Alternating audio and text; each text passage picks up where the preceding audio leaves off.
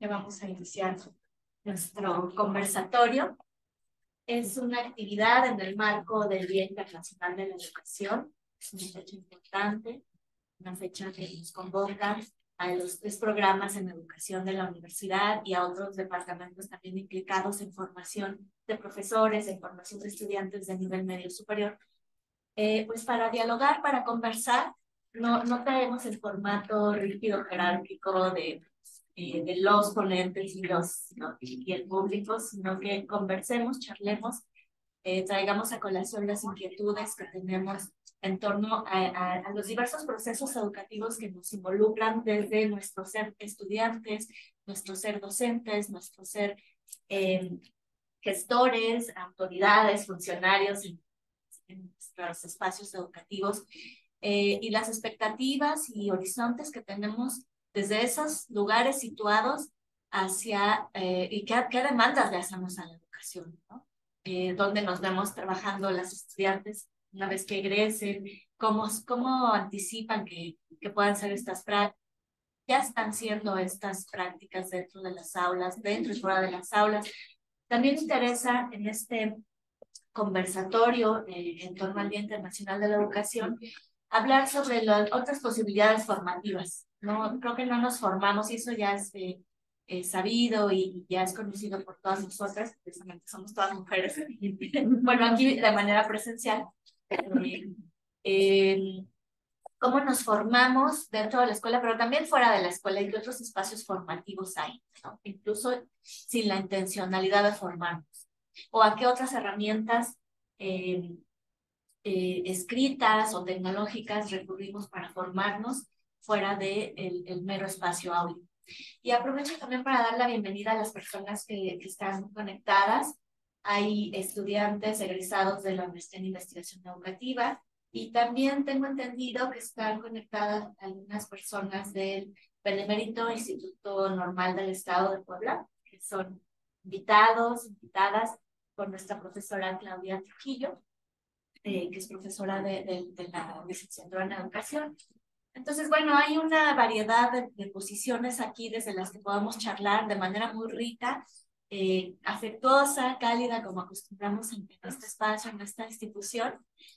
Y bueno, la idea del evento, que me parece que ya se está grabando, ¿verdad? Sí.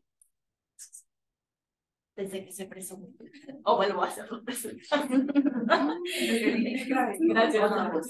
O sea, se grabó desde el inicio. Ah, perfecto, gracias. Pues una vez más, bienvenidas a las personas que están conectadas. Ojalá que en algún momento puedan abrir su micro y participar, porque esa es la idea. Que todos podamos decir algo sobre lo que nos convoca y nos evoca del Día Internacional de la Educación. Bueno, ya hice una introducción con el objetivo y tenemos 3 preguntas detonadoras que vamos a ir abordando.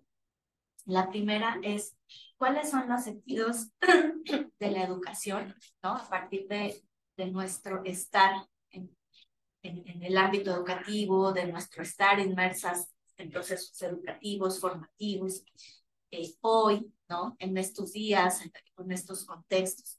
La segunda es, ¿en qué contextos y realidades educamos o nos educamos? Que también está pues muy pesado para las estudiantes, los estudiantes. Y la tercera, ¿de qué manera las universidades y escuelas aportan a la transformación de la realidad? ¿Y qué aporta en este sentido la pedagogía ignaciana? Para eso también tenemos como invitadas a Adri, es que son 2 Adrianas. Adriana Garduño Soto, es coordinadora de formación ignaciana de la Prepa Ibero Puebla y además es egresada también de la maestría en investigación.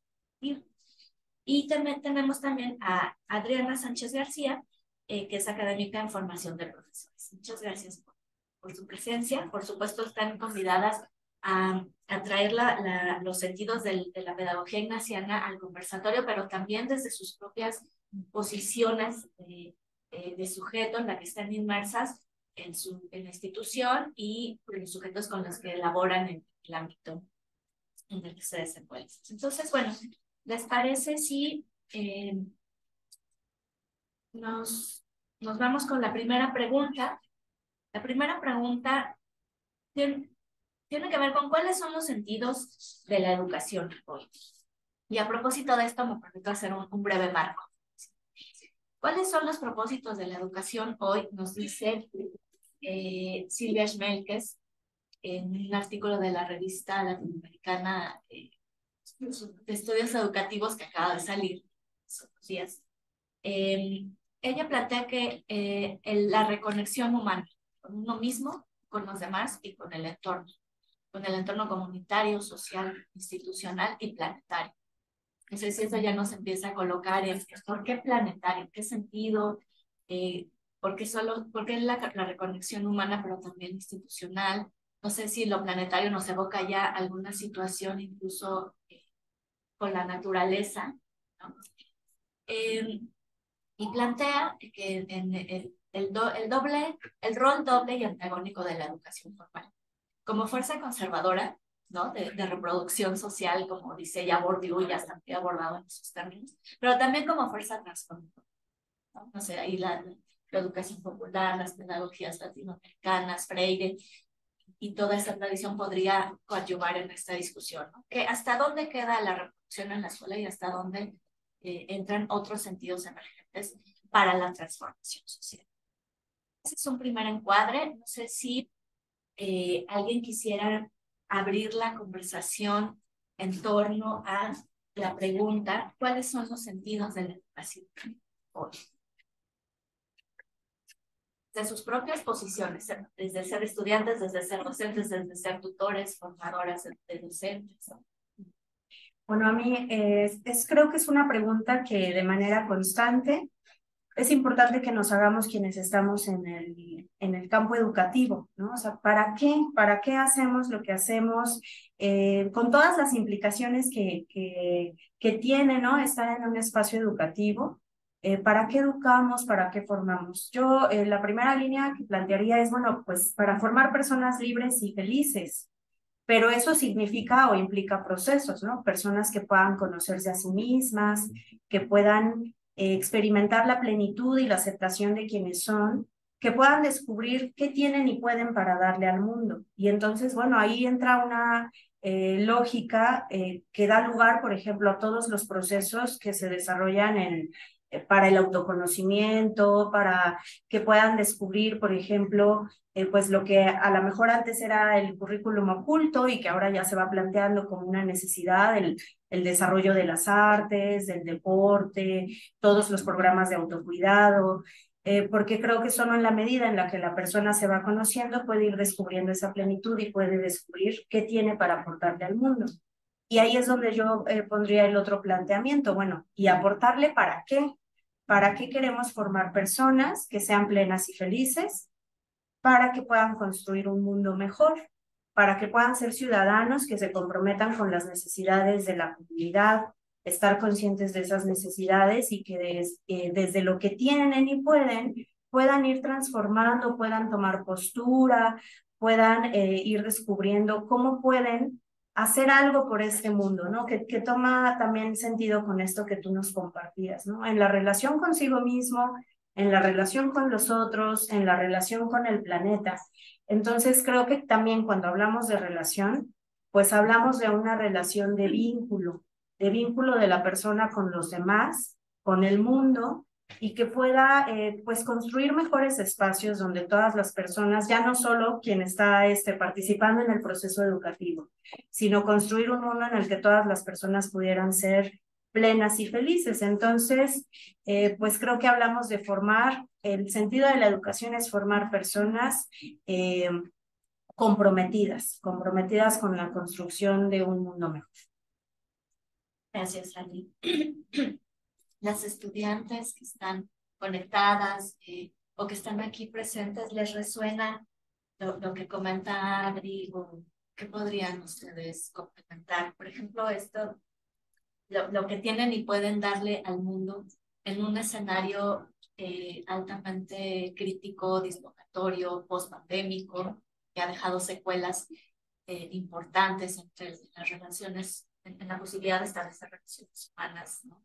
Y lo vemos cotidianamente en las aulas y lo escuchamos de nuestros propios de docentes, amistades que plantean cómo después de la pandemia volvimos a un escenario mucho más complejo, ¿no? Entonces, no sé si desde sus ser estudiantes, ¿cómo estarían viéndose a sí mismas? Está... Justo ahorita vengo saliendo de ARU, estoy en discursos y prácticas del cuerpo. Entonces, me resonaba mucho esto de la relación del ser humano con el cosmos, con el otro y con uno mismo también, que hemos estado estudiando que se ha visto una separación de esto. Si bien antes se nos enseñaba como esta conexión que tenemos con la naturaleza, de no ser entes separados, sino que somos uno mismo, esto de dar y recibir a la vez, pero que conforme han avanzado, por ejemplo, instituciones como económicas o políticas de nuestro contexto, nos han ido marcando esta separación social, en donde ya no es el avanzar en colectivo, sino el veo por mis propios intereses. Y muchas veces, igual a través de la educación, sea de manera intencional o no, con el currículum oculto, se ha transmitido esta idea de como una separación o de una jerarquía de poderes, de ciertos privilegios o divisiones. Entonces, veo muy importante pues justamente buscar a través de la educación cómo reconectar con esta idea de que no somos un ente separado, sino que podemos trabajar en conjunto y podemos avanzar así, para que ya no sea como el rol de la educación el solo conservar una sociedad fragmentada, o ahorita como vemos, por ejemplo, todo el tema de las violencias, o sea, que se siga perpetuando todo este tema, sino que más bien rompamos con eso y vamos a avanzar hacia pues una transformación verdadera que empieza por nosotros mismos, cómo nos vamos relacionando con esto. Sí, sí. Yo quisiera... Bueno, sí, yo igual creo sí, que es muy importante esta parte de el vínculo, ¿no? O sea, yo creo que la pandemia fue lo primero que nos empezó a quitar. O sea, al tener que encerrarnos y estar tan separados de las personas, vas perdiendo esa pues, como capacidad, ¿no? Que todos buscábamos o que todos teníamos. Y al regresar, pues yo creo que todos estamos ansiosos de volver a reencontrarnos y a tener eso mismo que teníamos antes, ¿no? Pero el mismo contexto nos ha hecho que pues, nos vayamos dividiendo y fragmentando, ¿no?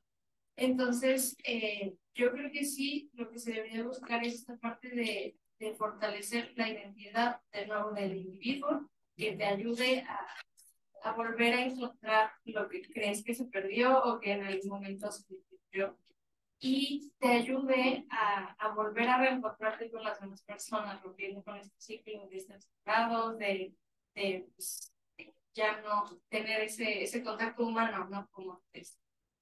Entonces, también se tiene que hablar mucho como a los gustos, los intereses, o sea, volver a reactivar todas esas actividades y lugares en donde pues, nos enfocamos y no solamente es pues, en la escuela, ¿no? Gracias. Bueno, voy a ser al respecto un poco disruptiva en relación a la poca experiencia que mucha, con pues, los diálogos con profesores, sobre todo en los temas de comunicación, acompañamiento de personas. Creo que el profesor ese es el medio, es el acompañante, es la persona que va a proyectar ese sentido también a los estudiantes. El estudiante en la actualidad sí sigue modelando al profesor, ¿sí? O sea, no es que lo imite, pero es un modelo, es una, ¿no? Y tú lo oyes en los pasillos, ¿no? O sea, este profesor, ojalá me toque otra vez. Entonces, para hablar del sentido de la educación real, aterrizando el piso bien, porque los discursos a mí me encantan, y de hecho ahorita vengo de leer qué hay de la pedagogía ignaciana en relación a la formación docente. Y algo que me llama la atención, planteando nuevamente ese sentido, es que pues, como todos sabemos, es algo que se transversaliza, pero se va desarrollando humanamente con la actitud que tenga el profesor para hacer. Entonces, bueno, a lo mejor estos discursos también me los he hecho en clase y con los profesores les digo, la pasión por la educación. O sea, si tú tienes esa pasión como alguien o algo de lo que te enamoras, ¿no? De lo que quieres seguir y tienes vocación, vas a pasar cualquier desafío, porque si no, pues este mundo actual sí nos está llevando nos jala, ¿no? O sea, lo económico, lo tecnológico, lo propiamente humano también no tan positivo, ¿no? Las relaciones humanas. Entonces, ahí es donde el parteaguas para dar también esa semilla de dar sentido. No importa si es la carrera de educación, o es la carrera de ingeniería o es prepa, sino irle. Y obviamente también leía y revisaba que lo que todos sabemos, sigue siendo alguien que es congruente, ¿no? Si él tiene ese sentido profundo, se lo proyecta a los estudiantes y no se habla ni de técnica ni de formación, se habla de una relación, como dicen ustedes, real. Entonces, bueno, eso es lo que yo aportaría. Es lo que les digo, es una muy breve experiencia de 5 años. Profesores y sobre todo a lo mejor 3 trabajando en temas de acompañamiento, de cura, ¿no? Siempre eso sí me ha identificado mucho, que bueno, ¿qué dice la teoría? Dice muchas cosas muy lindas y nos aporta, nos da indicadores. De hecho, hace poco revisaba yo pues el parteaguas de la cura personaliza en el aula y veía yo que, dije, esto se puede poner como una pequeña rúbrica sin pretender ser, vamos, una rúbrica de una guía para el profesor, ¿no? ¿Cómo le doy sentido con la cura personal y el acompañamiento? ¿Saben? Esa sería mi aportación, ¿no? Como seguir trabajando en enamorar a estos profesores que también van a proyectar en sus alumnos y que lo van a hacer de una manera genuina y natural, no como tienes que cursar pedagogía, haciendo nada de eso. Gracias. Gracias, Adri. Aprovechamos para convidar a Agustín Mejía, a Ana, está la directora del departamento, hola Ana, a Lidia Flores, a Cintia Flores, a Jessica Montelongo, a Lorena Nilda, a Don Lorenz, a Luz, nuestra compañera del doctorado, a Norma Angélica Juárez García y a Tei, a abrir el micrófono y tomar la palabra. Este es un conversatorio híbrido y abierto, y no tenemos como el formato de las ponencias, así que vamos construyendo, vamos tejiendo los tejidos en función de lo que van aportando. Y aquí me parece que vinculado a lo que ya fueron comentando las estudiantes y las otras intervenciones, en términos de la pregunta de cuáles son los sentidos de la educación, es interesante que va más allá de los aprendizajes, ¿no? O sea, todos han retomado como el vínculo, el afecto, la pasión, volver a vernos, volver a encontrarnos, volver a tener esa confianza, estar frente a nuestros compañeros, nuestros colegas. Entonces, en ese sentido, sobre la misma pregunta que trajimos a colación, la pregunta detonadora de cuáles son los sentidos de la educación hoy,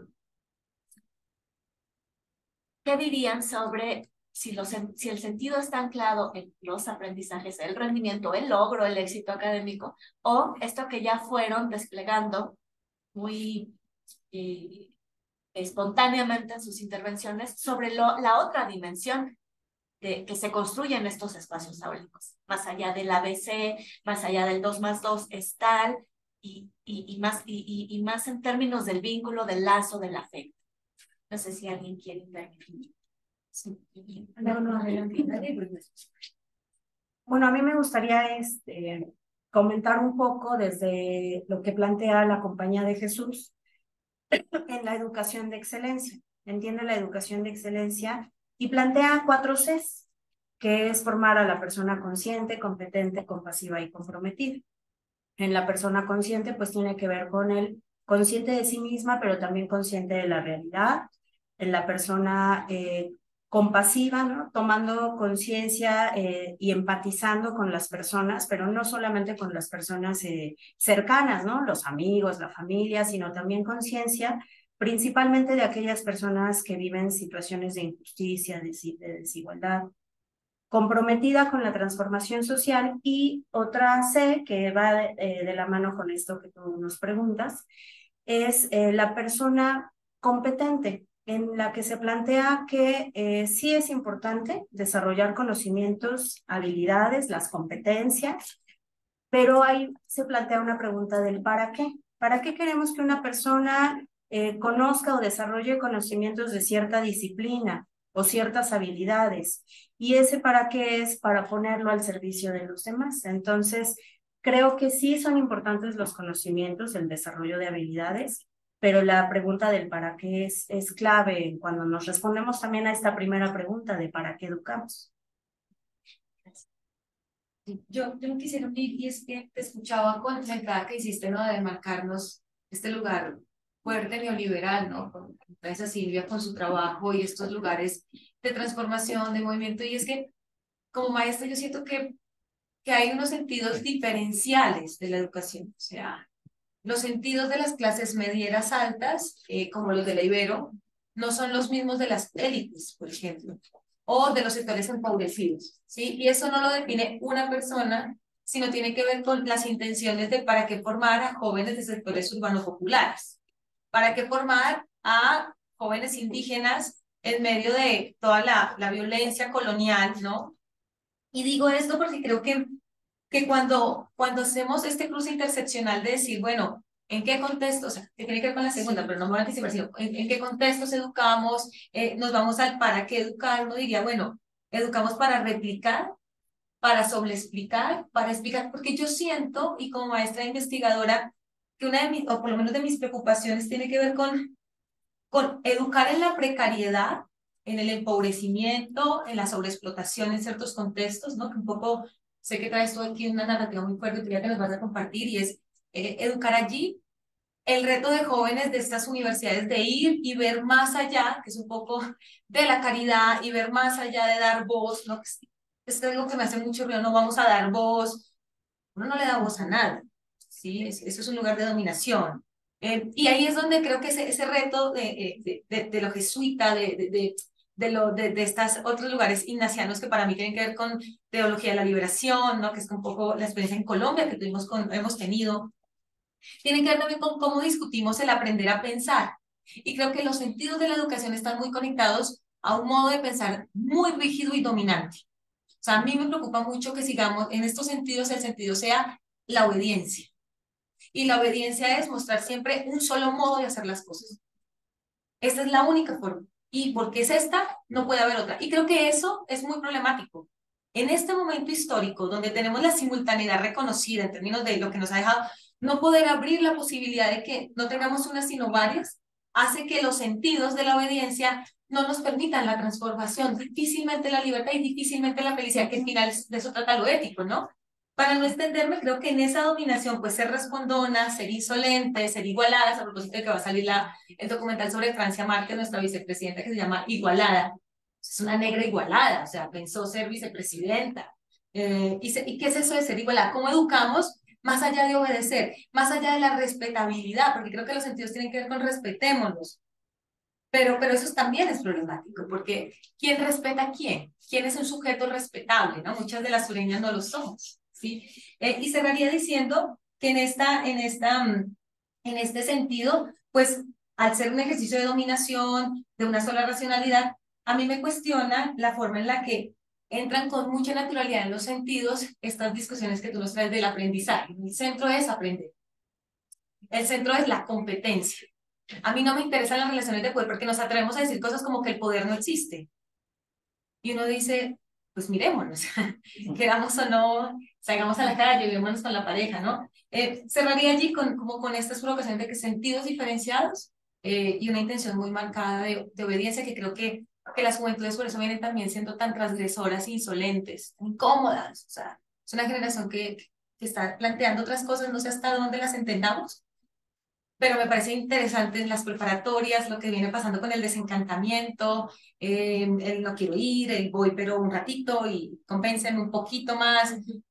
Creo que pone un tono diferente en el encuentro. Era por ahí como la reflexión de ese. Tamara.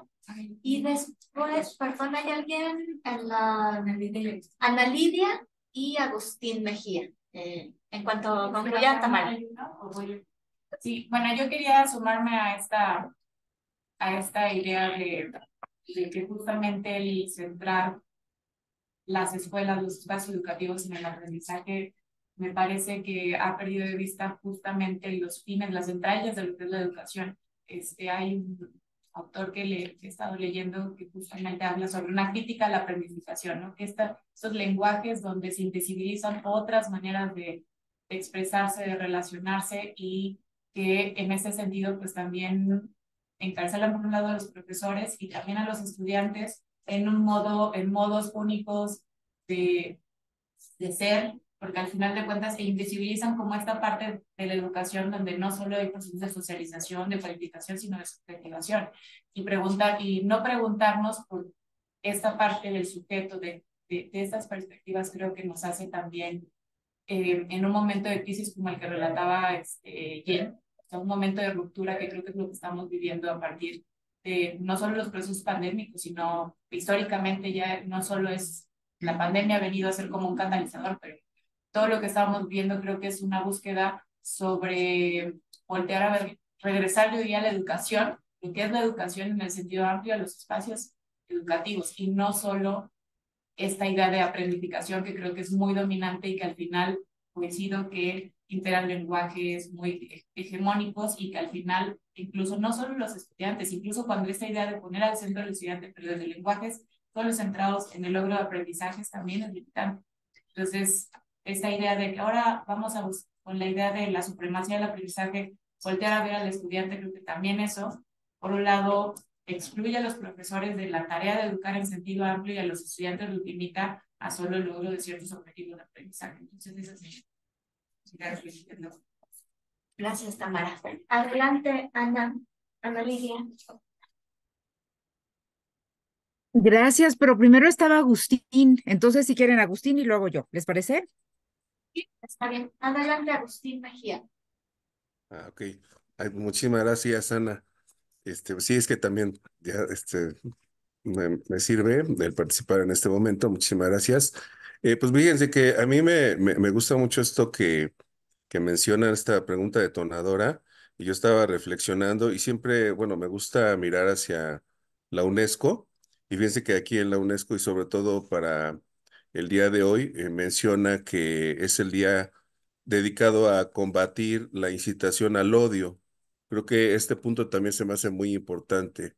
Combatir la incitación al odio. No sé si me escuchan. ¿Sí me escuchan, perdón? Sí, te escuchamos y te Ok. vemos. Muchas gracias. Sí, entonces me gusta mucho esto, ¿no? Combatir la incitación al odio, porque ya lo hemos visto y platicaba yo con mis estudiantes el lunes, que pues tenemos los haters, ¿no? Todas estas bondades que tenemos con las tecnologías, las redes sociales, pero vemos pues al final de cuentas como mucho odio, ¿no? Al final de cuentas, ¿no? Vemos ahí y lo vemos en memes, ciberbullying, muchas situaciones desafortunadas que se suceden día tras día y nuevas leyes que salen. Entonces creo que bueno, no sé, yo considero que uno de los propósitos o de esos ejes que deberíamos buscar en las instituciones educativas es esto de combatir la incitación al odio, ¿verdad?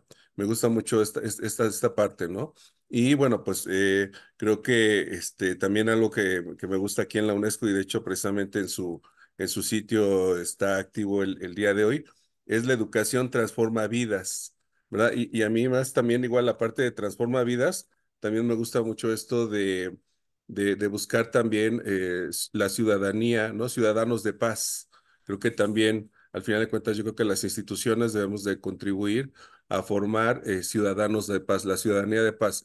Y sabemos que en muchos países, en todo el mundo, son de los objetivos prioritarios, ¿no? Ciudadanos de paz. ¿Qué es un ciudadano de paz? Bueno, pues es un ciudadano que tiene un trabajo, ¿no? Se realiza profesionalmente, tiene una familia, así que cumple con sus obligaciones, pues como tal de ciudadano, etcétera. Y entonces creo que como papá, o como persona, entonces creo que esta parte me parece como muy importante, como regresar también a los básicos, ¿verdad? Esto del odio y ahora sí que casualmente también aquí se menciona en la página de la UNESCO el día de hoy el Día Internacional en memoria de las víctimas del Holocausto del 27 de enero, ¿no? Entonces creo que sí, yo creo que sí es muy importante regresar a este tema de combatir, ¿no? La incitación al odio, que yo considero que es muy importante y pues lo vemos, así que hay muchos ejemplos ahorita en todo el mundo, de países en guerra y todo, entonces creo que por ahí debemos de ir, buscar ciudadanía de paz y buscar pues a través de promover, ¿no? Todos estos, así que modelos, todas estas filosofías institucionales, precisamente esto que dice acá, transformar vidas y bueno, pues, pues que nuestros estudiantes puedan ser personas felices y realizadas. Pues ahora sí que pues muchas gracias por su atención y Gracias. saludos. Gracias. Te escuchamos, Ana Lidia. Muchas gracias, querida Itzel. Me estaría encantando estar ahí con ustedes, pero bueno, un asunto de cuidado de la familia, pues me tiene aquí en casa y no quería perderme este espacio que organizaron con tanto amor y cariño desde el Claustro de Educación. Quiero solo acotar a algunas de las participaciones sobre la importancia que yo veo del rol de la Universidad Iberoamericana Puebla en sus 40 años de vida. Y quizá para las más jovencitas, las estudiantes que están ahora en este conversatorio y quienes se han incorporado en años recientes a nuestra casa de estudios, pues reivindicar el papel que ha tenido la universidad en una educación que va mucho más allá del aula, en una educación que ha seguido las propuestas de las y los estudiantes en movimientos tan importantes como el Yo Soy 132, surgido del más de 131 en nuestra Ibero Ciudad de México, que fue la reivindicación de las juventudes en torno a un gobierno o a un candidato presidencial que se vislumbraba hace más de 10 años y que fueron las juventudes las que salieron a expresar la voz de inconformidad y fueron las de la Ibero, las voces juveniles de la Ibero, las que marcaron la pauta a nivel nacional y eso también ocurrió aquí en Puebla. Y reivindicaría yo el espacio que una y otra vez se abrió a los y las zapatistas en los muchos momentos que reivindicaron una educación para todos, poniendo una muestra de digna rabia desde los escenarios zapatistas y que fueron acogidos en la Universidad Iberoamericana Puebla. Contarles que la Ibero en Puebla tuvo el espacio de vanguardia que dejó la universidad pública, que fue muy importante en los años 60, 70 y 80 aquí en Puebla, pero que después por compromisos de índole político dejaron de encabezar y que fue la Ibero quien los ha retomado. Y eso no se ha perdido. Hoy mismo, las estudiantes de comunicación están pensando cómo sumarse a los días de reivindicación por Palestina. Entonces, ¿qué quiero decir? Que yo tengo una mirada bastante diferente de algunas de las cuestiones que se han dicho hace unos momentos, porque creo que la universidad sí tiene una mirada más allá de las aulas. Pero también reconozco que hay muchas universidades dentro de la universidad y creo que en el área del Departamento de Humanidades es donde tenemos esta mirada mucho más allá de lo que pueden tener compañeras y compañeros de otros departamentos, quizá mucho más políticamente correctos. Cierro diciendo que en el espacio del Departamento de Humanidades hay una gran fotografía que recupera un momento histórico de nuestra universidad. Y yo ya no me acuerdo si Lore estaba estudiando por ahí, Tamara era muy jovencita, no sé si ya estaba en la universidad, pero ahí está el subcomandante insurgente Marcos cuando estuvo en la Ibero Puebla. Él no estuvo en ninguna otra universidad en Puebla, no estuvo en la Ibero Ciudad de México, no estuvo en ninguna universidad del sur, estuvo en la Ibero Puebla. Y en ese discurso del 18 de febrero del año 2006, reivindicaba una universidad iberoamericana Puebla que me imaginaba en el futuro donde pudieran estar todas y todos. Entonces, creo que la larga vida de nuestra universidad nos debe impulsar en este día en el que celebramos a la educación a no perder esa vanguardia que se ha tenido a lo largo de los años. Ahora nosotros tenemos la responsabilidad de acompañar, caminar junto con las y los estudiantes que están hoy en las aulas para llevarlos también afuera de las aulas y no perder esa característica maravillosa de nuestra Ibero Puebla. Gracias por la palabra, querida Itz. Gracias, Ana. Siempre es importante hacer recuento institucional, incluso histórico, ¿no? De la presencia de la universidad en movimientos sociales, y de cómo esas movilizaciones también han entrado al espacio universitario. Continuando ya para cerrar, digamos, la primera pregunta de cuáles son los sentidos de la educación, gustaría leerles algunas afirmaciones que hace Santiago Rincón Gallardo. Él nos dice que son tiempos de colapso social, político, financiero, ambiental. Tenemos todos los signos de que estamos ya entrados en el colapso de la civilización occidental moderna. Repasemos algunos. División exacerbada entre grupos con identidades o ideologías cada vez más polarizadas, lo que nos mencionaba un poco Agustín Mejía, ¿no? Esta de combatir la incitación al odio es pertinente en espacios, en momentos de división exacerbada. Acumulación desproporcionada de bienes y riqueza por parte de las élites, abandono de las poblaciones marginadas y deterioro de las instituciones públicas, aumento de las desigualdades, la violencia y la inseguridad. Algunas de las tendencias del cambio climático que están sucediendo a un ritmo más acelerado que lo que se temía incluyen el aumento de la temperatura del planeta, el derretimiento de los glaciares, la extinción masiva de ecosistemas y especies, el aumento en la frecuencia y escala de desastres naturales, incendios, inundaciones, pandemias, jacarandas en pleno enero en Ciudad de México.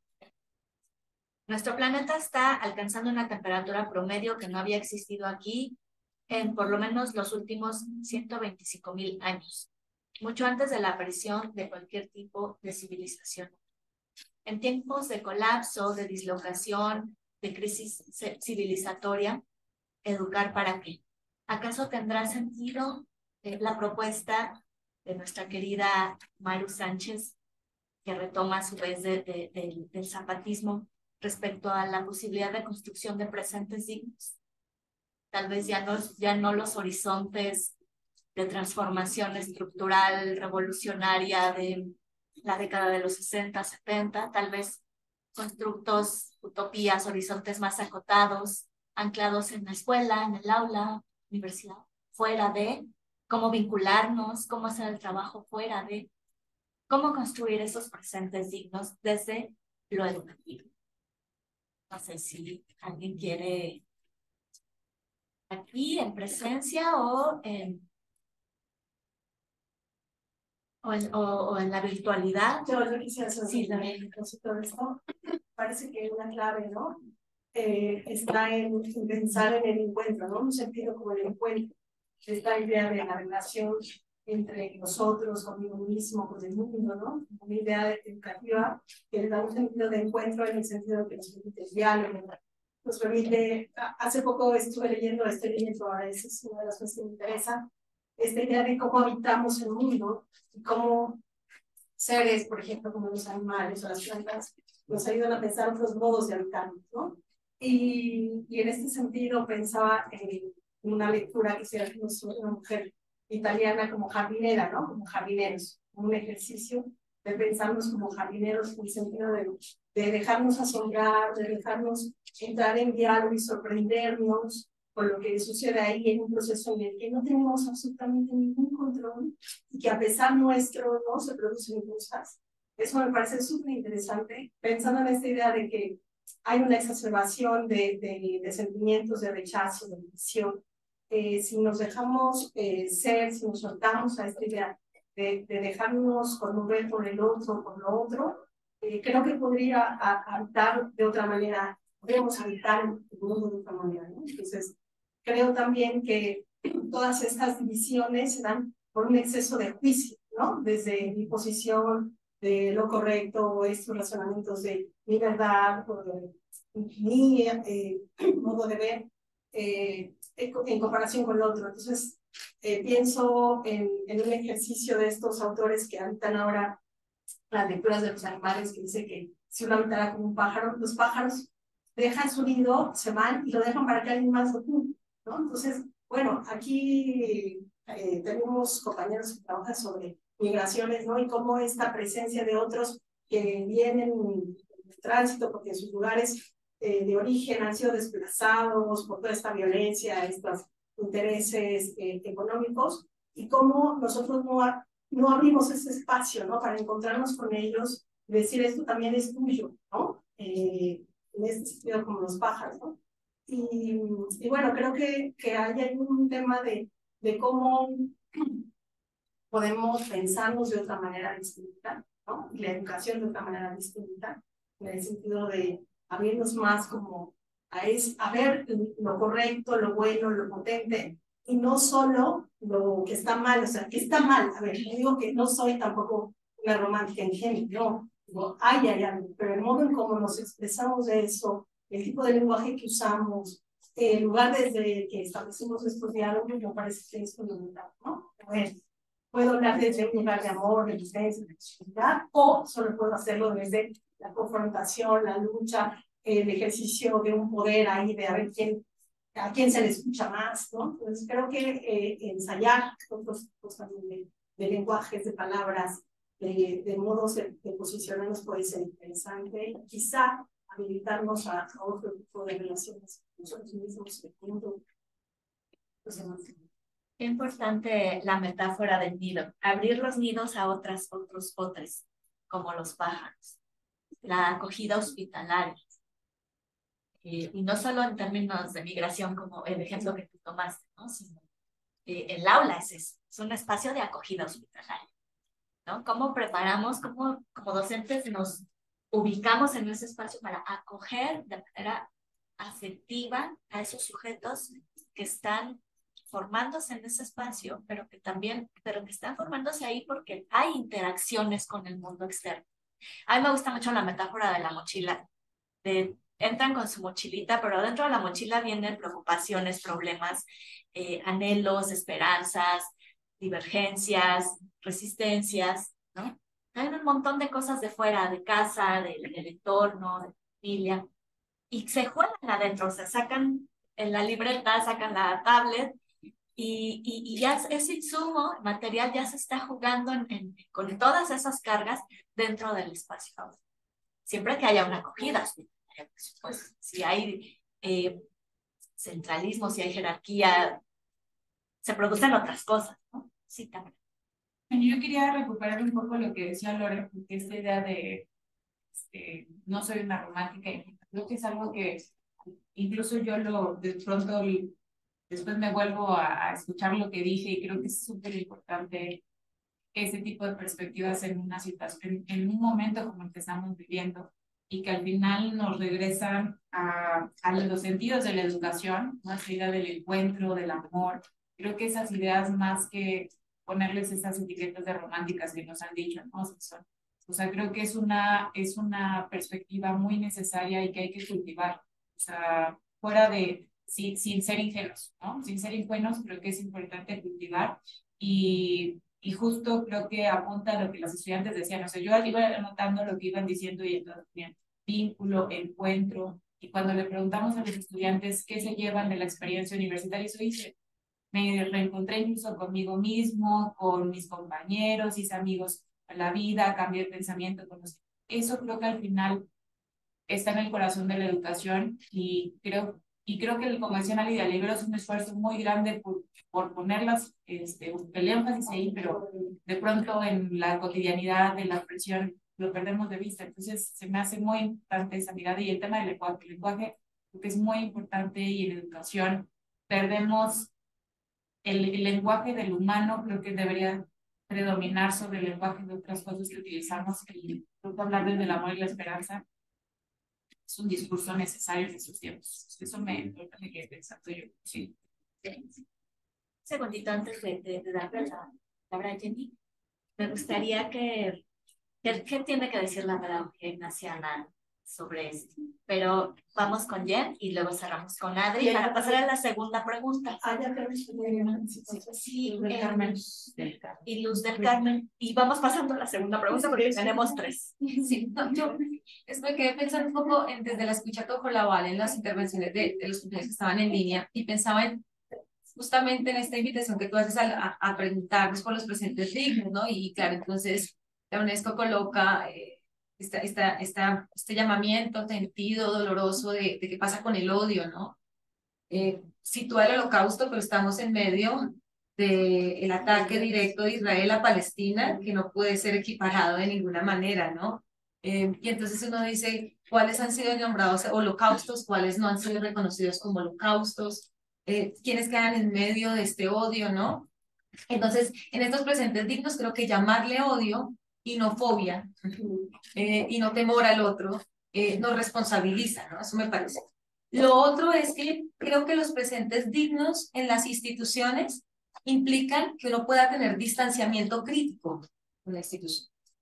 O sea, si uno no puede interpelar el lugar en el que está, si uno al interpelar no puede poner en la escena la contradicción, las distancias, las tensiones, creo que eso dificulta que nos podamos hacer preguntas, y aquí con un poco lo que nos situaba Ana Lidia, el presente digno tiene que ver también con cuál es el sujeto estudiante de una institución como la Ibero Puebla hoy, ¿sí? Hoy, en este tiempo, ¿sí? ¿Cómo dialoga con ese pasado? ¿Cómo dialoga con las intenciones que se tienen? ¿Dónde no hay diálogo? ¿Dónde hay, pues, a mí me encanta la figura de la tensión porque está ahí, ¿no? Es como, queremos esto, pero ¿quiénes llegan? ¿Desde dónde llegan? ¿Con quién dialogan en el qué es Puebla como Estado? ¿Sí? ¿Qué es Puebla como lugar?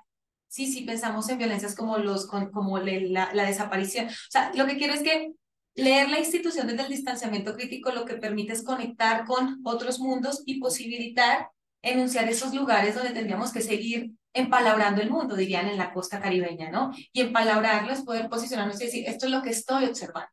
Esto es lo que me pregunto. Y lo amar un poco a este acogernos que a mí me encanta, pero que también me evoca que no es algo tan dado. O sea, yo creo que eso que tú marcabas es muy poderoso porque es, o sea, en la acogida está el que hago con el que me genera tanto escozor que margino, que expulso, que silencio. Porque creo que ese punto, porque es que a veces yo creo, asumo la esperanza como freudiana y me encanta pensar en la acogida, pero creo que el lugar de mayor disputa en el encuentro es no cuando te pareces a mí, no cuando, no sé, estudiamos educación popular y nos encanta, sino cuando no eres, es cuando no compartimos necesariamente todos los principios, ¿sí? Porque creo que en ese punto fácilmente uno aplasta al otro. Y aplastar, que es una figura muy utilizada en los movimientos sociales, tiene que ver con asumir que si no te pareces a mí, no hay punto de diálogo. ¿Sí? Y no hay, o sea, no es posible, porque al final es un puente, dice Lanzaldúa, y el puente se construye. O sea, uno no está ahí como... Entonces me parece que la acogida tiene esta esperanza muy situada y el poder decir, oye, no siempre estoy acogiendo, es que me está costando este encuentro contigo, con tu comunidad. Entonces eso me parece que ponerlo en la escena es, para mí eso es pedagogía ignaciana dialogando con la pedagogía feminista, ¿sí? Que es poner el situar lo crítico que se construye ahí y decir cuáles son nuestros comunes. Eso era un poco lo que me genera la escucha, Nelly. Justamente me parece como una invitación a una autorreflexión, ¿no? Hago acogidas hospitalarias en mis espacios, como coordinadora, como docente, como compañera. Acojo hospitalariamente a mis compañeras de clase, a mis compañeros, a mis compañeros, o ni siquiera quiero nombrarle por el prefijo que cada quien dije, ¿no? Es importante y además... son acciones mínimas que conforman presentes dignos, pero son significativas para quienes se ven identificadas en esa nominación, ¿no? En ese respeto por la nominación, ¿no? Solo me refiero a los prefijos, ¿no? Al uso de prefijos. Y bueno, esto, ¿no? De qué tanto estoy acogiendo esa diferencia.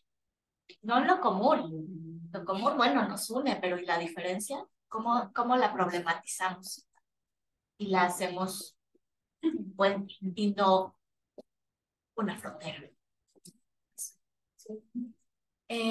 Adri y después Luz para cerrar la primera parte del conversatorio. Vuelvo a decir lo mismo. O sea, la cura personalis, cuando la empiezo a descubrir en su esencia, responde a que trabajemos el cuidado personal, porque yo no puedo dar lo que no tengo. O sea, pues, oye, dale cuidado, dale acompañamiento, ve las diferencias y acéptalas, sé flexible.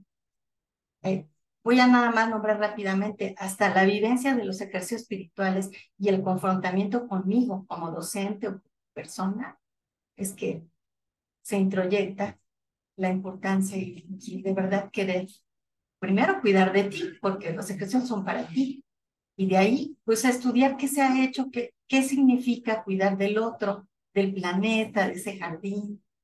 Ven que incluso tenemos algunos eventos que tienen que ver con la contemplación, pero ¿cómo contemplo si no puedo ni contemplarme? Entonces, bueno, ya me iría más largo sobre toda esta formación que tenemos aquí, que es súper rica, porque puedo ver mis heridas primero, para ser compasivo conmigo primero y poder ver la diferencia y trabajar. Si no, bueno, yo también lo he vivido en muchos lados, no solo aquí, que a veces estamos en espacios rígidos, ¿no? Es que esto es así, bueno, y te vuelves como un poquito autómata, ¿no? O sea, lo vas haciendo, pero eso no es nuestra esencia, no, digo, en todos lados pasan cosas, pero ir haciendo nuevamente esa reflexión, como en este pequeño espacio, el que sea un pasillo, un salón, puedo tener esa mirada, ¿no? Esa mirada contemplativa del otro y vivir la pura personal. Claro, Solo sí. así. Es importante la entrada, la puesta en escena del cuidado. Algo que ya cuando se presentaba Ana decía, estoy cuidando a mi tía. Cuidado, Cuidar ya es posicionarse en el mundo de una manera y justo estar dentro de las aulas también es cuidarse, cuidarnos, cuidado colectivo. La forma en la que hablamos nos referimos a los demás, y como dice Adri, ¿no?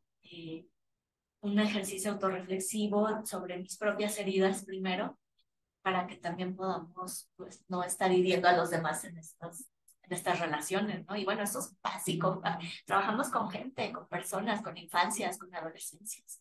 No sé si van configurando ahí como elementos para una segunda intervención por parte de estudiantes, que sería también muy pertinente y necesario escucharles. Y vamos a cerrar primera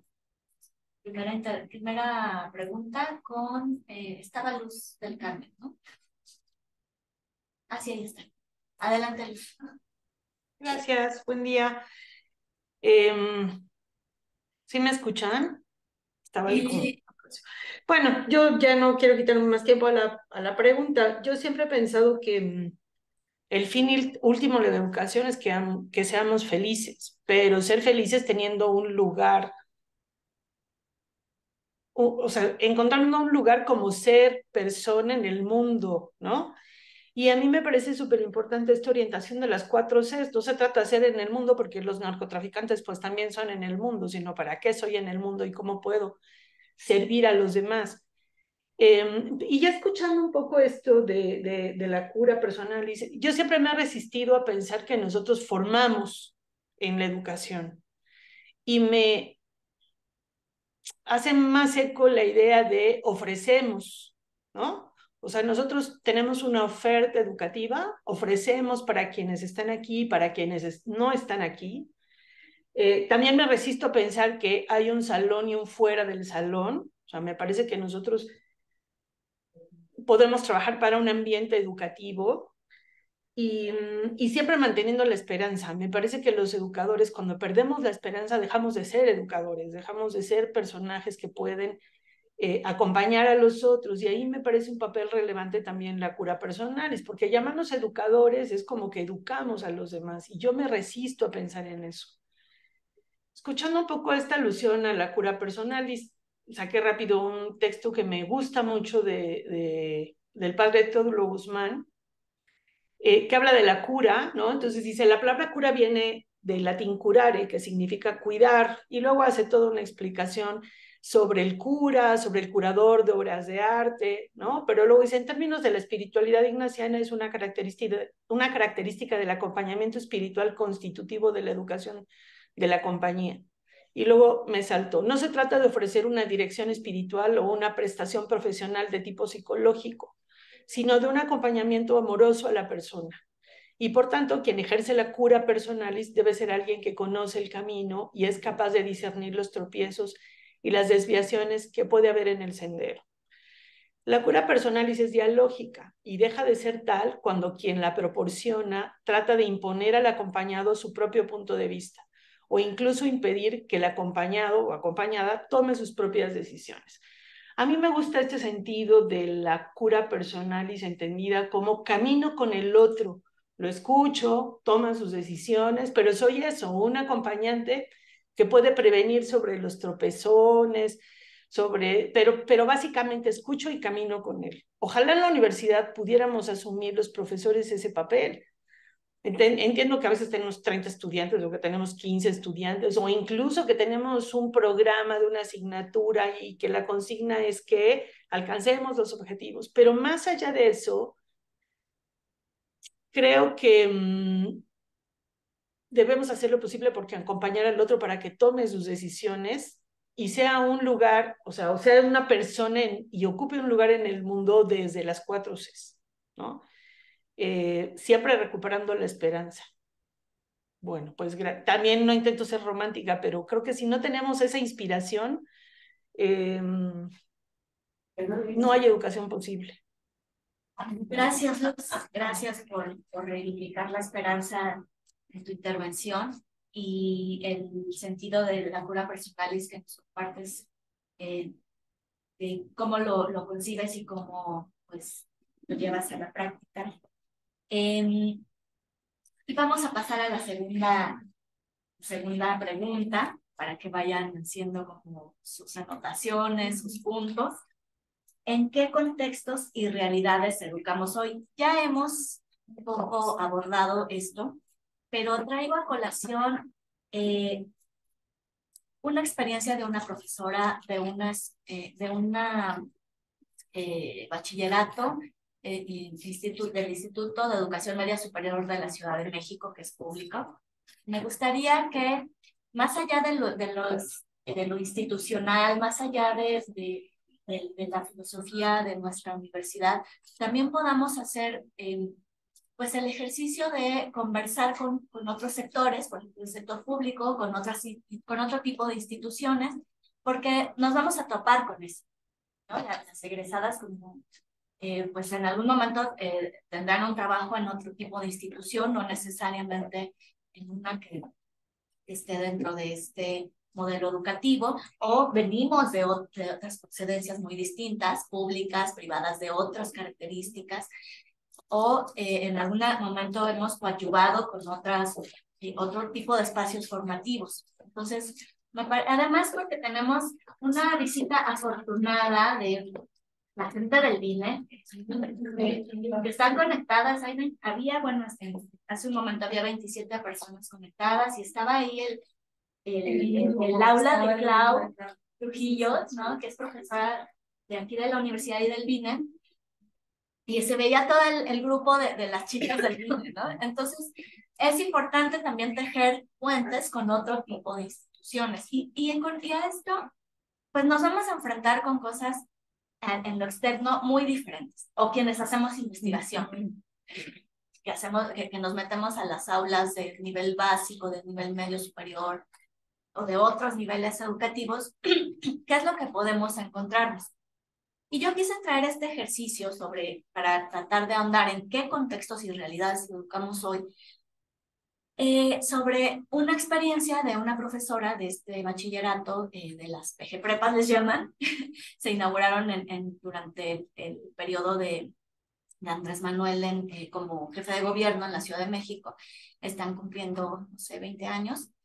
Y bueno, su población son los cinturones de la Ciudad de México, ¿no?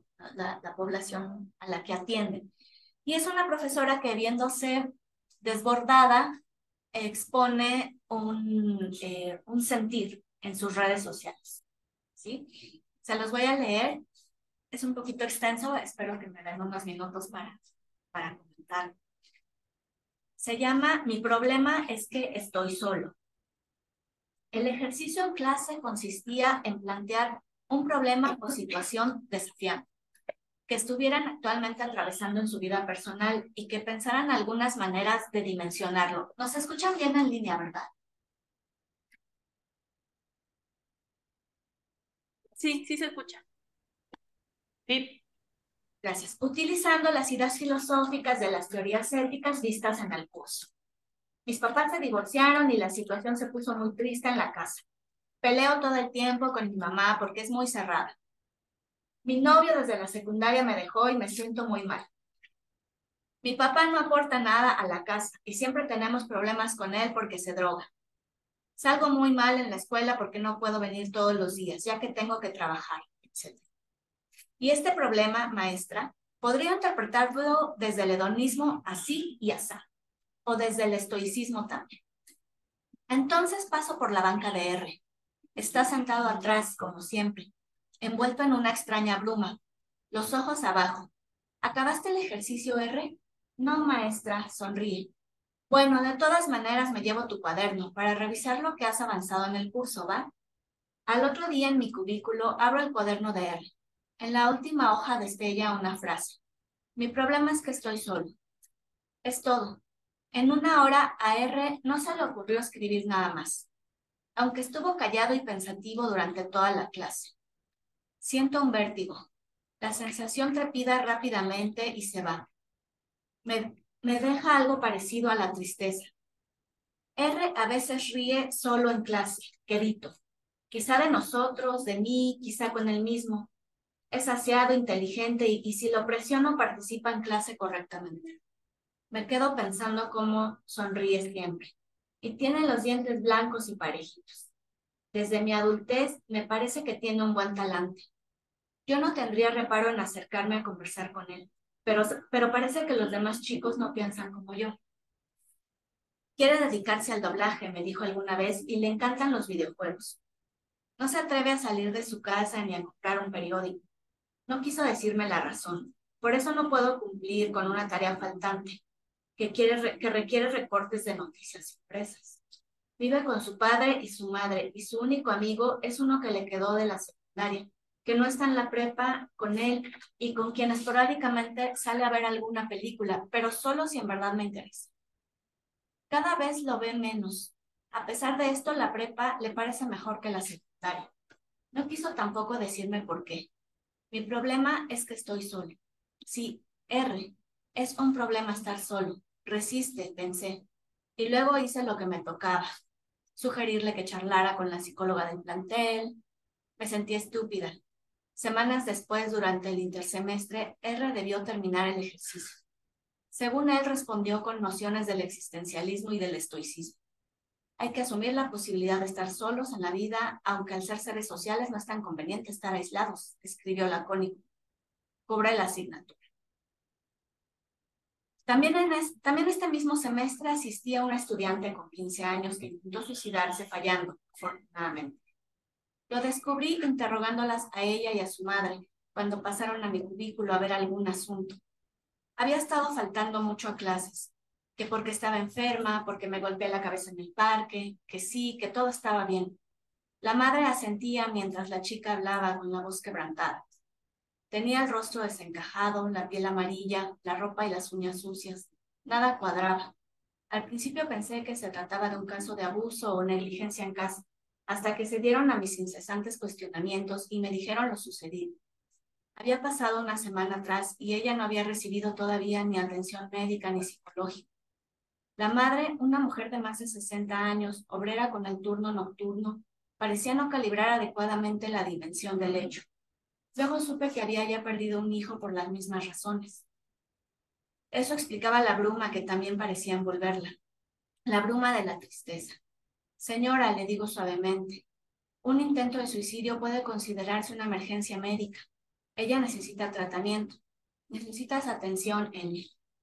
Es que no he podido llevarla al doctor porque si falta un día me descuentan 400 pesos, me dice la madre. La hija escucha. Está encogida de hombros mirando el piso, con más bruma alrededor. 400 pinches putos pesos, pienso con horror, lástima y furia. No contra la madre, por supuesto. Ya no sé contra quién. La convenzo de llevarla a urgencias para que le den pase a paidopsiquiatría. ¿Cómo me estremece la paidopsiquiatría?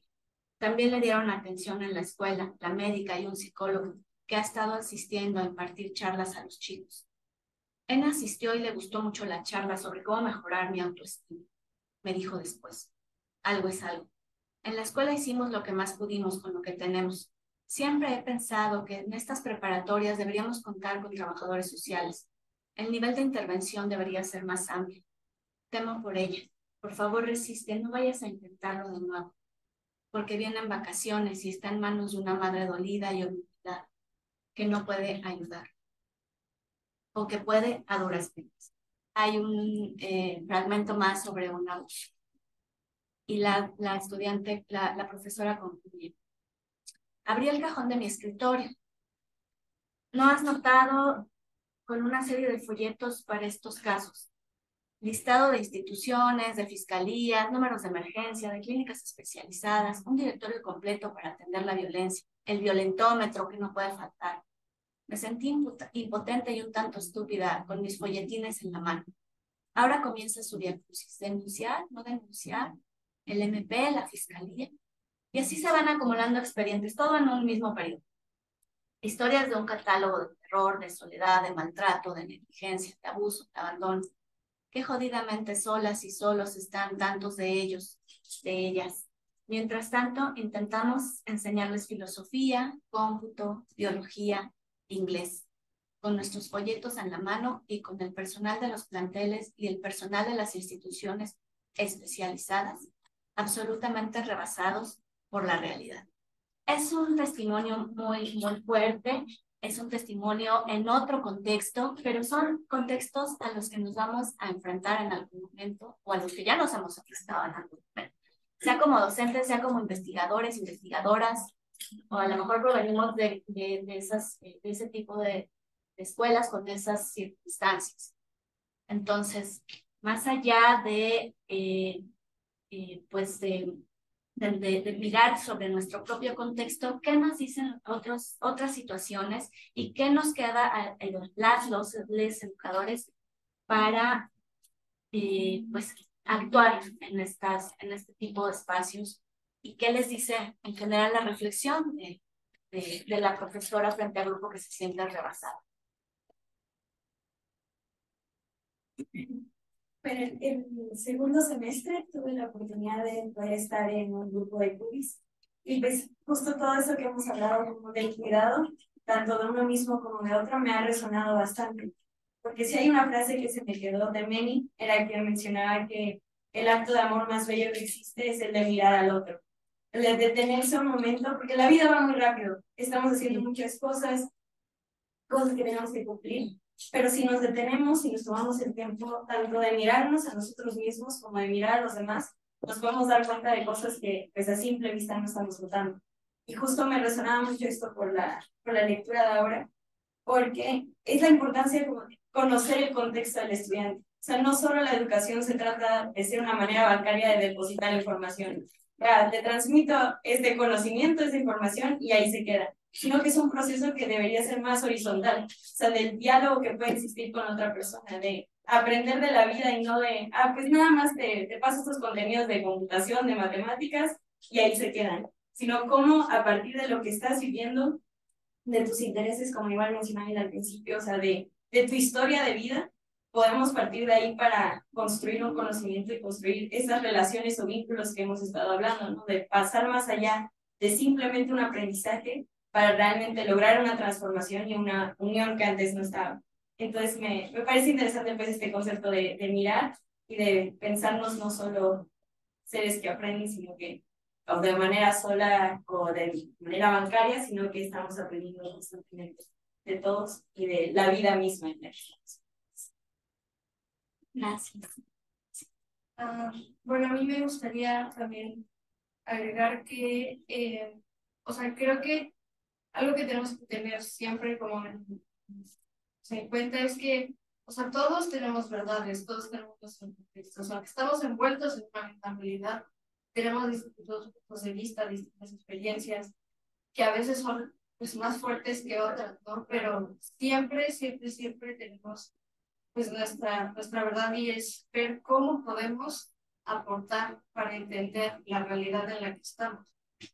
Y pues algo que siempre, o sea, he recibido de todos mis maestros, todas mis maestras, es el estar envueltos en el contexto, o sea, de verdad, entrar en la vida de los estudiantes, el conocer, el ver más allá, no simplemente quedarnos en la materia que pues podemos impartir, ¿no? O sea, que yo creo que tampoco tiene que estar peleados con el otro, o sea, podemos, como decían, crear este nidito a partir de nuestro ser humano, de nuestra persona, de lo que podemos aportar, de cómo todo eso le va a servir al estudiante, ¿no? Las herramientas que le podemos dar, con las que va a llegar a tener otros vínculos con las demás personas, ¿no? O sea, no solo es encerrados en el aula, o sea, estamos en vínculo constante con las demás personas y todo lo que tenemos en nuestra mochila, cómo hacemos que pues interactúe y que esté pues, conectado. Yo creo que si estamos más abiertos, más receptivos a eso, podemos ser más empáticos, ser más comprensivos y generar espacios más amigables con todos los personas. Gracias. Gracias, sí. Bueno, nada más como complementando un poco, lo relaciono con la pregunta de la pasada que salió de cómo esta construcción de presentes dignos, o si todavía es posible en tiempos de colapso. Y realmente yo pensaba al principio que sí, porque nosotras lo hemos visto, sabemos acompañar o estamos aprendiendo a acompañar porque somos acompañados, porque sabemos que no vamos a llegar a un salón de clases y va a ser como, sí, la teoría, porque claro, hay que tener un balance y es importante, al final están formando personas que van a interactuar con otras personas y hay que saber qué llevarles, ¿no? Qué aportarles, pero sabemos que vamos a llegar con, no un maestro, no justo un robot que nos va a enseñar algo, sino con una persona, ¿no? Y creo que es algo que tenemos muy presente en la universidad, en nuestro caso en la licenciatura, como somos personas, estamos trabajando con personas, nos estamos formando para trabajar con personas, y pues si perdemos ese significado del encuentro, de mirar al otro, se pierde todo el sentido, como lo decía Tamara, de la educación. Entonces creo que sí hay contextos diferentes, sí hay realidades muy distintas con las que nos vamos a encontrar, pero mientras nosotros sepamos que no estamos llegando a imponer, por así decirlo, sino a justo ese encuentro, pues se puede hacer algo al respecto. Muchas gracias. Gracias a las estudiantes por esta intervención, sobre todo porque era pues un fragmento bastante rudo. Ahora vamos a echar a té y después agua. Sí. Hola, hola. ¿Se escucha bien? Sí. Perdón, es que estoy en la cocina. Bueno, con respecto a lo que escuché que leyó Itzel, no podía como dejar de meter mi cuchara porque creo que soy como un testimonio vivo de un poco lo que decías, ¿no? Veo a la escuela y quienes me conocen saben que yo estoy como casada con la uni, que le tengo un amor inmenso porque para mí fue un espacio de encuentro, de cobijo, de transformación, de acompañamiento, porque transité uno de los momentos más complejos de mi vida cuando estaba terminando una maestría e ingresando a la otra. Entonces, creo que lo que me ofrecieron en la universidad, aparte de todo el conocimiento y la experiencia de los doctores y las doctoras que estuvieron con nosotros durante este transitar, fue esta parte humana, ¿no? Esta parte de primero cómo estás y luego vemos lo otro. Entonces, creo que esa es una de la esencia, ¿no? De lo que tendría que ser como la educación. Sí entiendo que tiene que ver con el conocimiento y la generación de muchas cosas, ¿no? Teorías, ideas, pero es también voltear a ver al otro, ayudar al otro, ponerse en el lugar del otro y tejer redes de apoyo, sobre todo para personas que están sobre todo en situaciones muy vulnerables. Yo estoy convencida de que en otro espacio no hubiera recibido el mismo cobijo y el mismo apoyo, y no sé si hubiera continuado, y no sé si hubiera hecho lo que hice, el trabajo que incluso hice y que me llena de mucho orgullo y me inspiró muchísimo y me ayudó también a transitar y a hacer catarsis con la vivencia que tuve. Entonces, para mí el espacio y las personas de las que me rodearon, de las que estuve rodeada y sigo rodeada, me cambiaron la vida. Y creo que esa es una de las los propósitos, ¿no? De la educación. Me cambiaron la vida, me cambiaron para bien, me inspiraron y me siguen inspirando. Entonces, creo que está padre ver todo el potencial de los espacios de encuentro y de construcción de saberes y de personas, ¿no? Entonces, pues yo, como siempre, muchísimas gracias por permitirme escucharlos, aprenderles, estar en este espacio y agradecerles una vez más todo lo que han hecho por mí. Un abrazo a todos. Gracias a ti, Kate. Vamos a escuchar a Adri. Sí, gracias. Bueno, a mí me parece muy interesante, ¿no? Esta alusión al contexto. Desde la pedagogía ignaciana, pues es un elemento fundamental. ¿Por qué? Porque el acto educativo no se da aislado, ¿no? Se da justamente en el contexto y que además no hablamos de un solo contexto, o sea, son diversos. Seguramente lo que hoy en día, por ejemplo, están viviendo, pues en Argentina, en Chile, lo que estamos viviendo en el país, pues no es exacto, no es lo mismo.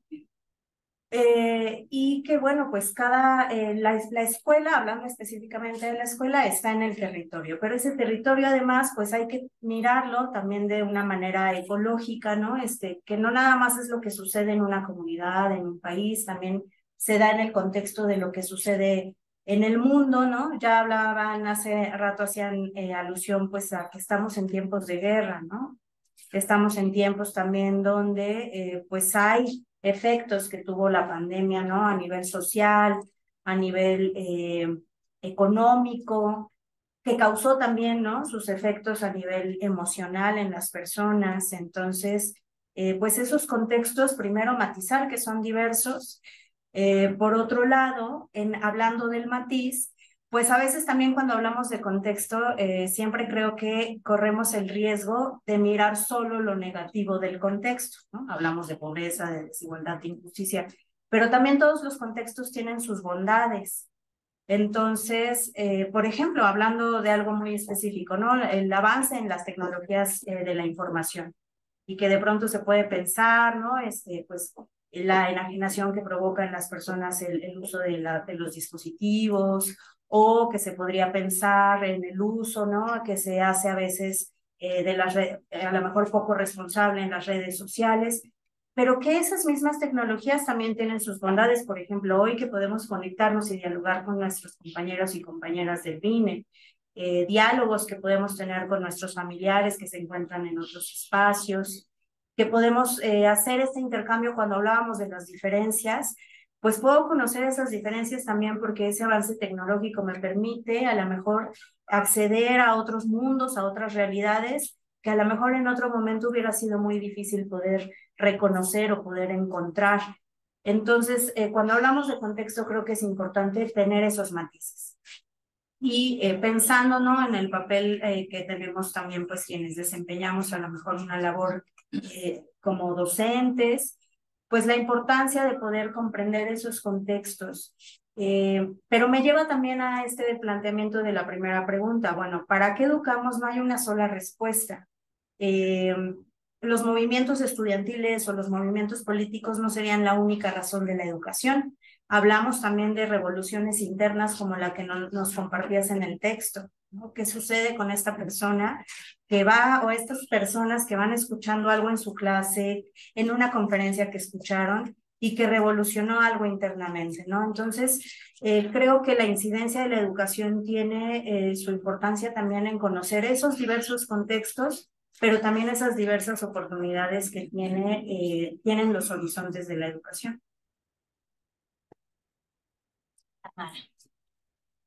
Y nada más resonando un poco con lo que compartías de la profesora, pensaba en una idea que he ido construyendo sobre la docencia, como habitar permanentemente en la tensionalidad, ¿no? Como esta constante confrontación, ¿no? De tengo que enseñar la materia, pues estoy en eso con este alumno, atiendo a este alumno, pero descuido al grupo, como es.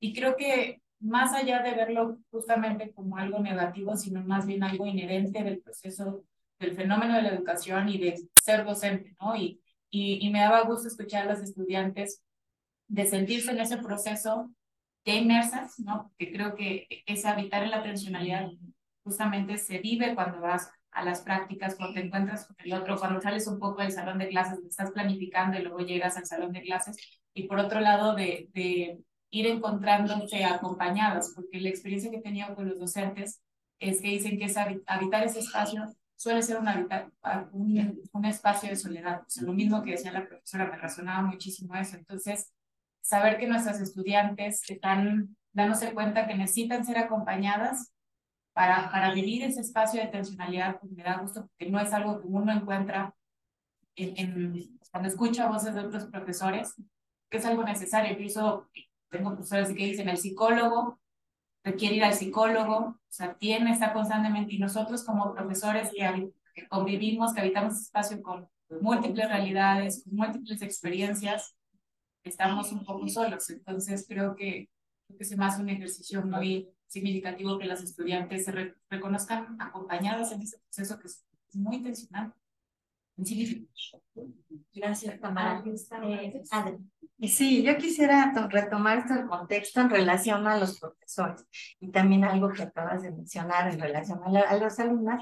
En varias interlocuciones con profesores a través de estos años, casi 20 años de trabajar con profesores, siempre hay una pregunta recurrente.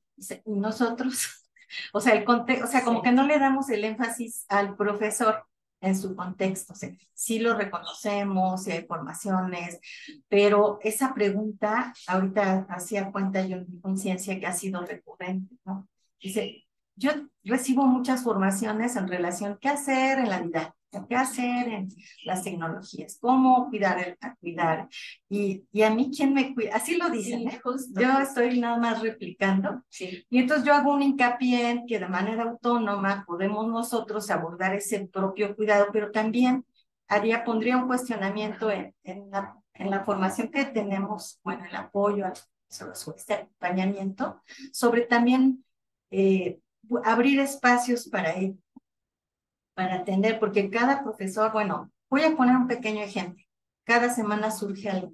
Apenas nos visitaba una maestra que estuvo en línea para lo del sílabos y luego fue cuando yo me doy cuenta, o sea, pues la herramienta que ella tenía, que ya tenía muchos años, que no tenía la economía y le hacía travesura a su computadora y ella quiere cumplir. Eso es parte de su contexto. Y dice, estoy haciendo todo ¿no? Y lo que nosotros llamamos, yo me llamé así, 30 años, máximo. O sea, estoy en tantas universidades, ¿cómo quisiera estar en una para tener los ingresos que requiero para vivir? Y tengo casi 60 años, ¿sí? Entonces, ese es el contexto al que aquí no más que, oye, no te queda lo que haya que entrenar, ¿no? Sí. Entonces, eso a mí me confronta, me invita, al menos en las formaciones o los acompañamientos que yo tengo a ir dando. Y lo hemos hecho, ¿no? También en el área de esa flexibilidad, pero sí meternos, a mí me cuestiona y meternos más también al contexto de quienes además acompañan a nuestros estudiantes, porque sí tienen esa realidad, imagínate. O sea, atiende todas, ¿eh? Atiende y son, lo hemos dicho, ¿no? Los profesores que más recurren a atender su formación y todos son los mismos, que están interesados y tienen mucha vocación, pero a ellos, digo, ahí hay un punto a resolver, ¿no? Que yo también lo pongo como una oportunidad, ¿no? Ver ese contexto. Digo, pues con esta máquina, nada más poniendo ese pequeñísimo ejemplo, con tantas clases en otro lado, que además pagadas a la mitad, o sea, y si no junta lo básico necesario, digo, no, o sea, yo no puedo estar hablando. Como con los estudiantes, ¿no? Si este estudiante sufre esto, un estudiante que tuve hace años, que se ponía lentes oscuros y se iba hasta el fondo un día me dio curiosidad, es que era velador. En otro contexto, fuera de la Ibero, en una universidad pública, pues se le dormía, pero él asistía. Entonces, bueno, o sea, ser más también adusta a nuestra mirada interior para poder ir adelante. Yo siempre somos también formadores de resiliencia. Hacernos resilientes nosotros y ayudar al otro a acompañarlo a ser resiliente y a ver perspectivas y cómo puede tener estrategias. Entonces, eso es lo que son el punto del contexto con los profesores. Gracias, André. Yo quería compartirles justamente cuando leía el texto que yo por primera vez en el texto, que también me conmueve muchísimo, formar capital. hablo de lo que es el suicidio. Y es que algo que he encontrado en mi clase de comunidades incluyentes, creo que lo dije en otra sesión y quisiera poder dar más pilotas, es cuando hablo con las estudiantes y se enfrentan a este contexto, no sé por qué lo ven en las redes sociales, porque está cuando salen a un espacio formativo o en su cotidianidad, parece que hay como tres lugares muy tensos, ¿no? Uno es que ante ese contexto se sienten abrumadas, o sea, es demasiado, o sea, y lo dicen genuinamente, dicen, es que está ahí, no lo dicen, vuelve y sale, entonces se abruman. Recuerdo mucho a la gente, me dice, es que estoy así, es como que abro el celular y digo, no, como que salgo. Hay otro lugar, o si bien no, que tiene que ver con, es que no es suficiente lo que puedo hacer. Entonces era como, estoy en la práctica en Tlaxcalancingo, están los niños allí, nos pasan estas cosas y yo estoy este ratito. ¿Esto es suficiente? Y entonces ahí se unen entre las prácticas, el servicio social, y estaban las chicas de, las que siempre tienen muy poquito, las hermanas, y estaban las que voltean a mirar para otro lado. Y abiertamente decían, apenas, no, ya otra vez van a hablar de violencia, no. Entonces giraban la mirada. Y me encantaron esas tres figuras porque genuinamente creo que el contexto tendría que llevarnos a decir que la Bell Hooks, que por ahí la llevo en un libro hermoso de Respondona, suele insistir mucho en cómo hacemos ampliación de conciencia crítica de la manera más amorosa, ¿no? Porque a mí la idea de buenas y malas personas me tensiona y creo que lo que hay es y que hay aquí para poder ya no mirar para otro lado, pero tampoco que esto me abrume al punto de que crea que es un asunto individual mío, pero que tampoco crea que lo que hago no es suficiente. Porque creo que no es menor que lo estén nombrando, que lo reconozcan, que sea común entre ellos, ¿no? Entonces, eso me ha hecho reflexionar mucho en términos de mi quehacer, de estos puentes, ¿no? De cómo que no sea un abismo, para acompañar. Lo digo porque mi otra experiencia docente ha sido en contextos empobrecidos universitarios, de mucha resistencia también, y también está este asunto de no queremos la preconsciencia. Y la preconsciencia es, no queremos que todo el mundo tenga que vivir un intento de suicidio para que entiendan que es eso. No queremos que tengan que aguantar hambre para que entiendan. Porque creo que ese lugar de la preconsciencia es supremamente violento. Y a mí me parece que eso tendríamos que poderlo dialogar, ¿no? Es que de allí, ya que no lo pones aquí en la escena, dice, bueno, y esto esta maestra no lo está diciendo, ¿no? Lo digo escrito, que no se dice, pero a mí me parece que en el otro lado estaba este asunto de, y cuando junto mundos, la preconsciencia no tendría que ser. ¿Cómo hacer para no mirar para otro lado? ¿Cómo no hacer que es mío solo? Y cerraría con algo que te escuchaba, Adriana. Yo soy yoruba, y a mí me sigue preocupando mucho que un poco de estos andares parece que la solución es la terapia psicológica. Y entonces tengo que decirles, me preocupa que al final yo he ido a terapia, tengo dificultad con ello, pero cuando ese es el único camino al que voy, y ya desde muy chiquita se asume que hay que ir a terapia porque hay que pagar la terapia, además de ser algo que no puede todo el mundo sostener. Eso tiene un alto costo, implica tiempos. Creo que también nos quita otras preguntas, ¿no? Está la terapia por el lado de ello. Y a mí lo espiritual, lo digo por propios de la educación popular que han intentado enlazar, creo que tendría que darnos pistas de qué de lo espiritual, que no es lo religioso, tendría que permitirnos encontrar formas del diálogo, formas en las que la palabra circula, formas en las que encuentro, porque a veces siento que también si uno dice espiritualidad, todo el mundo se mira, como, ¿qué vas a decir eso? Creen que hay una sola espiritualidad, difícilmente conversamos sobre estos encuentros de diálogo, pero digo lo de la terapia porque a veces con ella dialogo mucho sobre ¿y qué más? O sea, sobre todo porque estamos hablando de que son ustedes que están buscando también alguna respuesta, ¿sí? Y esa es una posibilidad, pero ¿cuáles otros estarían aquí circulando de manera colectiva, simultánea? Son como esos del contexto que quisiera compartir de la experiencia. Muchas gracias. Creo que salen varias cosas en función de este fragmento que nos compartió la profesora de preparatoria. Una de ellas, muy importante, sobre la figura, uno de los más importantes aspectos de la educación que somos seres, ¿no? Y cómo nos cuidamos, cómo nos autocuidamos colectivamente, cómo nos procura la institución, cómo nos procuran las instituciones fuera de nuestro centro laboral, este asunto de los profesores de asignatura que corren de un lado a otro por toda la ciudad, pues de qué maneras tienen estos reparos sobre sí mismos. Y además, las demandas emergentes de la todología, yo le llamo. Hay que saber acompañarles terapéuticamente a los estudiantes cuando se presentan estas rupturas, hay que saberles dar una respuesta cierta, hay que darles horizontes porque si no viene el desencanto, ¿no? Entonces, se vuelve una tarifa así. claro, sí. Pero bueno, creo que algo importante que comentó Jen es, a lo mejor no es suficiente lo que hago, pero intento hacer algo en la construcción de este presente digno en mi aula, ¿no? En la manera en la que nos involucremos, en la manera en que tejamos, en la manera en la que bien intencionadas tengamos pues en nuestra mochila algunos insumos para acompañar esas realidades. Y también se vale sentirse rebasadas, sentirse dislocadas, expresarlo en donde se puede, como esta profesora en las redes sociales, y decir, y esperar que alguien reaccione y que alguien diga, ¿tú qué me dices? ¿No? ¿Tú qué opinas? ¿Tú qué me aportas? ¿Tú qué sugieres? Me quedé corta con la remisión. ¿Qué puedo hacer ahí? Y eso ya es bastante, porque hay también docentes que pasan de largo. Pasan de largo y que efectivamente consideran que lo educativo es ABC 2+2. Entonces, también, bueno, sé que aquí tenemos este sello institucional y personal, ¿no? De vida, que nos ha marcado, pero creo que en lo que podemos hacer, a lo mejor no es suficiente, pero quedan huellas.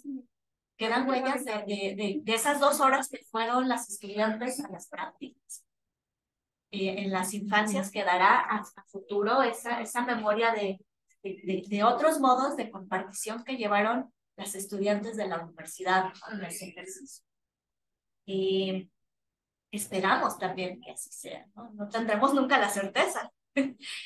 No sé si las personas que están en línea ya se fueron desconectando algunas. Vamos a ir cerrando ya esta intervención, pero no sé si hay algún comentario de las personas conectadas. O pasamos ya a la tercera y última pregunta, que es de qué manera las universidades y escuelas aportan a la transformación de la realidad y qué aporta la pedagogía ignaciana en este sentido.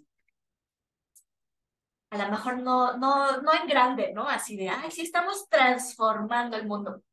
Con que estemos transformando el aula o nuestra relación con el estudiantado, tal vez estamos aportando, no lo sé. No sé si las profesoras del claustro de educación quisieran aportar algo al respecto.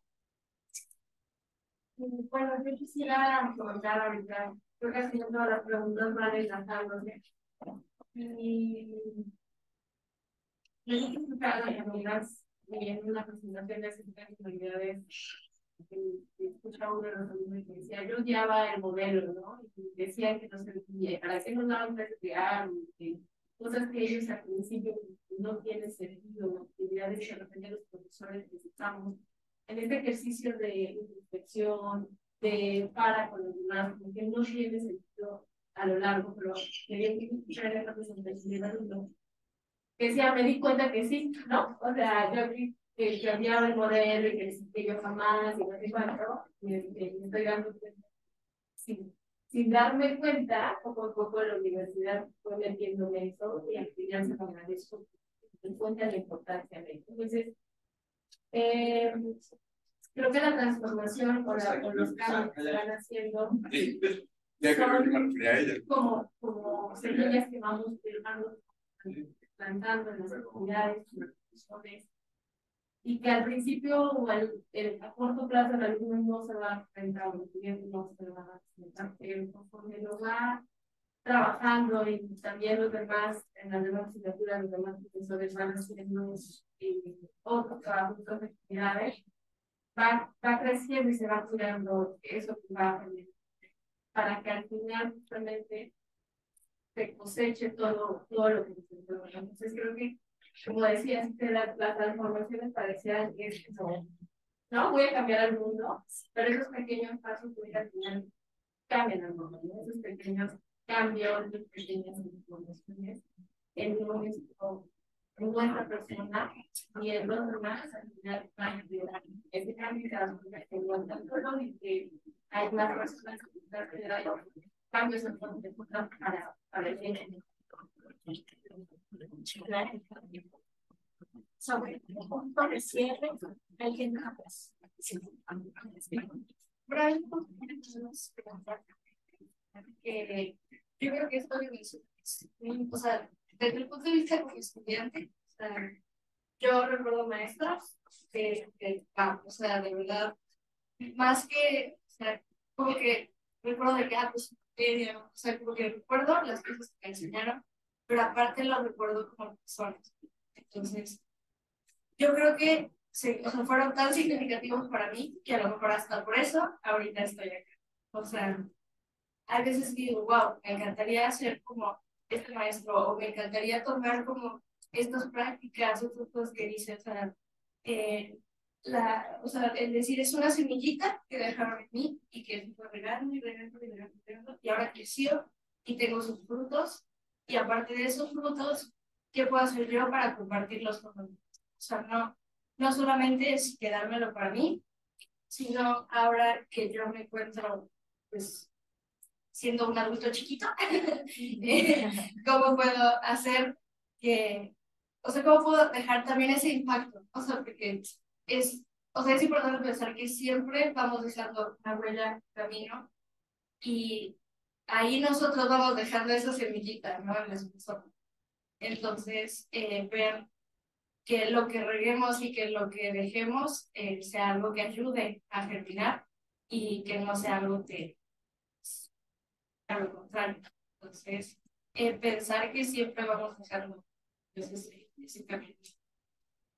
Muchas gracias, muy importante el compartir, el saber, el querer. Hay un concepto que maneja el padre Manuel, lo digo así porque se lo he oído a él, a lo mejor vendrá en algún texto, que se llaman los insights que recibimos en la vida, o sea, otros le llaman como ese presentir o esa intuición que me da luz sobre cómo soy yo y cómo trato al otro. Y toco esto por la pedagogía ignaciana, que ha sido también a veces no tan entendida, a veces sí, o sea, anda en ese proceso, ¿no? No son pasos, no son elementos que cumplir, no, es toda una forma integral de acompañar. Y en lo menos lo que he revisado, la cura personal tiene mucho que ver y esa parte espiritual inherente a todos, sin confundirla también, que a veces hay también confusión. Entonces, eso sí, lo acaba de decir esta alumna destacada. Eso que vas recibiendo, y creo que todo lo hemos vivido, cuando he platicado con los profesores en algunas formaciones, les digo, ¿qué recuerdan o qué se quedaron de los profesores que más admiraron? No por todo lo que sabían, sino porque dejó huella. Es ese insight. O sea, por eso a veces pareciera una tarea imposible, pero tú vas y dejas tu parte, surge de manera espontánea y acabas comprendiendo que la pedagogía ignaciana es todo el día, todo el tiempo, a todas horas estamos insertando esos momentos de la temporada, viviéndolos. Me tomó un tiempo entenderlo y que muchos lo están haciendo, a veces también sin saber, ¿no? Y que bueno, como me eduqué en una maestría de educación, digo, es el de construir, o sea, lo veo como asemejado a eso, pero mucho más profundo. Entonces, también siempre recordando yo esa experiencia de los profesores que dejaron huella por ser personas que se interesaban de manera integral, no porque atendieran a cada uno de los 60 estudiantes que tengo yo en UAP, por ejemplo, sino hasta en lo que hablo, en mis diálogos, en lo que comparto y en mi rectificación, porque todos tenemos errores, ¿no? Unos padecemos de alguna cosa, por las heridas, pero el reconocer también, y sin ese temor de esa división de soy de todas esas cosas, puedes acompañar y además aprender de tus estudiantes. Entonces, bueno, yo lo dejaría así. Gracias, Adri. Justamente en las heridas nos reconocemos, nos igualamos. Entonces, pues aprender también a amortizarnos desde ahí con amorosidad, ¿no? como dice Jen constantemente, la voracidad en términos de todos hemos pasado por estas situaciones y es una posibilidad para reconocernos en el otro y de identificarnos desde no sé si... Perdón. Bueno, creo que uno de los elementos también clave, ¿no? Que se plantea desde la pedagogía ignaciana es pues reconocer que todas las personas tenemos un dinamismo que nos humaniza, que es la libertad.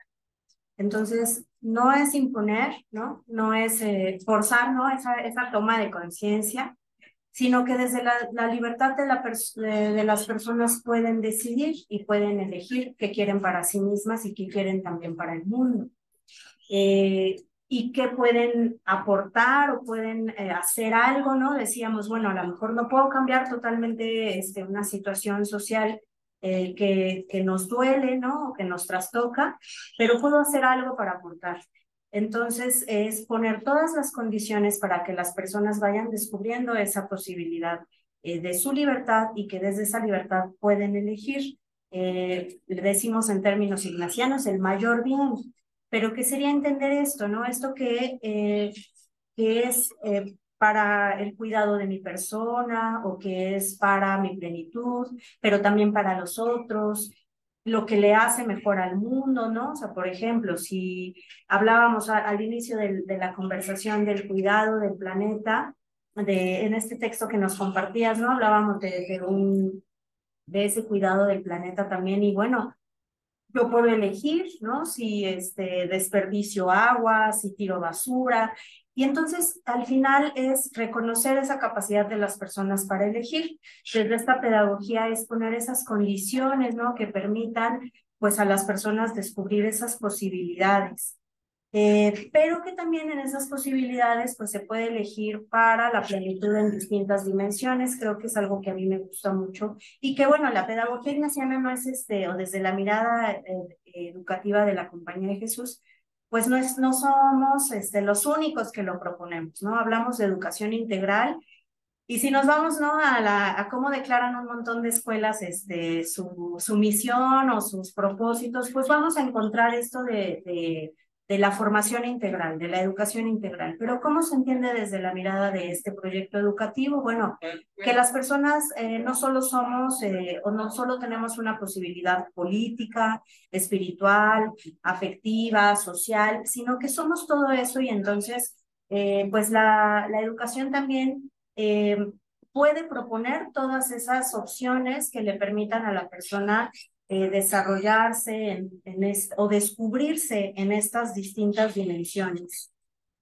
Por otro lado, también de la mano con el elemento de libertad, pues la posibilidad de formar personas autónomas, personas que puedan ser capaces de hacerse cargo de sí mismas. Para poder hacernos cargo de la realidad, pues primero hay que hacernos cargo de nosotros mismos, o ese puede ser un planteamiento, y que entonces también se propicien los espacios donde no hay una persona pasiva en el aula, ¿no? Sino que es una persona que opina, que siente, que juzga, ¿no? Y que entonces demos también los espacios o las posibilidades para que las personas puedan ser también en el aula. Y va un poco de la mano con lo que hablábamos hace un momento de acoger, ¿no? Crear espacios que acogen. Pero entonces es que las personas puedan decir, proponer, opinar, sugerir, negarse incluso a no quiero mirar esa realidad, pero que desde ahí también hay posibilidades de acompañar, haciendo alusión a esto que también mencionaba Adri. Y luego ahí viene otro planteamiento, bueno, y acompañar y cómo acompañamos, ¿no? O sea, no es un acompañamiento que impone, que da respuestas, ¿no?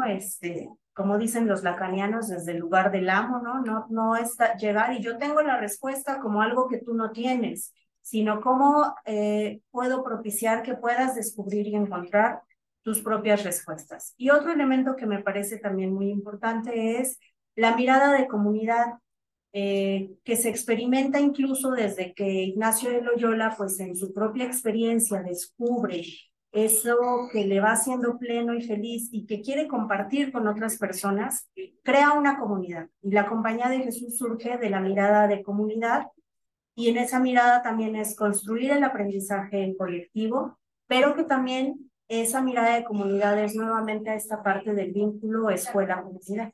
Eso es lo que quisiera poner. Muchas gracias, Adri. Bueno, pues vamos cerrando ya el conversatorio. Hicimos 3 preguntas. ¿Cuáles son los sentidos de la educación? Nos quedamos mucho con el cuidado, la amorosidad, el afecto, lo que se produce más allá del rendimiento académico. De que los contextos y las realidades en las que educamos, cuando nos educamos hoy, son diversos, requieren pues de un conocimiento matizado de cada contexto, de cada situación. Y bueno, estoy siendo muy sintética de lo que se dijo, pero más o menos tratando de sintetizar lo que se conversó, pues de qué manera estas universidades y en general la práctica docente contribuye a construir presentes dignos en términos de lo local, ¿no? De lo in situ, de lo pequeño. Y con eso hay un aporte, ¿no? Importante, y hay la necesidad, pues, de reflexionarnos, de construir. Y bueno, de acoger hospitalariamente, excepto a los sujetos en la morosidad, sin que todo esto pasa obviamente por conflictividades y por nodos problemáticos que siempre van a resultar un escenario de oportunidad, ¿no? No ver el conflicto como algo que se tiene que eliminar, sino como algo que produce otras posibilidades. Bueno, vamos a entregar a nuestras compañeras, colegas, Adriana Sánchez García, un reconocimiento por haber participado en el conversatorio. Los horizontes formativos de las infancias y juventudes actuales. De igual manera, a nuestra compañera Adriana Garduño Soto por haber participado en el evento. Gracias a todas ustedes por mantenerse, también a los que se quedaron de manera virtual. Hubo ahí un movimiento de conexiones y desconexiones, como siempre pasa en estos eventos híbridos, pero bueno, va a quedar grabado este insumo y podrá ser consultado más adelante en las redes de la universidad. Muchas gracias. Hasta luego. Gracias.